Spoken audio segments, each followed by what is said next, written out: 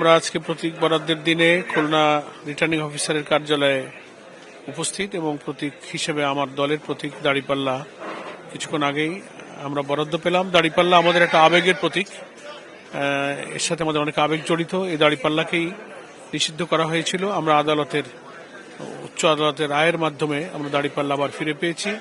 ভোটারদের কাছে আমাদের আবেদন, এই দাঁড়িপাল্লা হচ্ছে ন্যায় এবং ইনসাফের প্রতীক।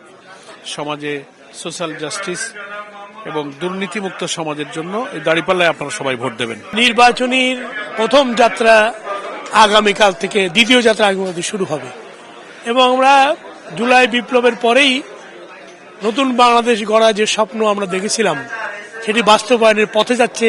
এটি সফল নির্বাচনী প্রস্তুতির মধ্যে দিয়ে এবং আমরা আশাবাদী এই নির্বাচন অবাধ, সুষ্ঠু, গ্রহণযোগ্য হবে, সকলের অংশগ্রহণে হবে, উৎসবমুখী পরিবেশে হবে ইনশাআল্লাহ। আর খুলনা তো বিএনপির ঘাঁটি, এখান থেকে আমরা বিজয়ী হব ইনশাআল্লাহ। সেইভাবেই আমরা এগোচ্ছি। আমরা নির্বাচনী আইন মেনেই আগামী নির্বাচনের জন্য প্রস্তুতি গ্রহণ করছি। জনগণ আমাদের পাশে থাকবে এই আশাবাদ আমাদের।